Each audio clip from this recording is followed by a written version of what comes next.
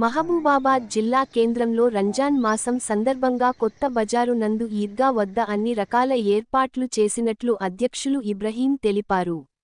ముస్లిం సోదరులు సరైన సమయంలో చేరుకొని హాజరు కావాలని పిలునిచ్చారు.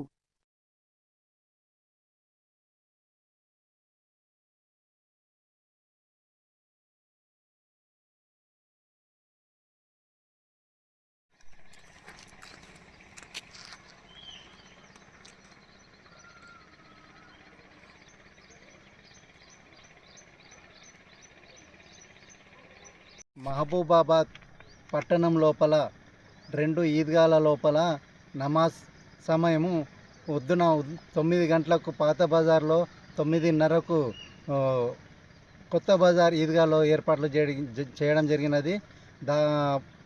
కొత్త బజార్లో ఏర్పాట్లలో భాగంగా medical camp, wheel chairs, voluntary facility, 4 wheeler vehicle parking, 2 wheeler vehicle parking మొత్తం ఏర్పాట్లు చేయడం జరిగినది.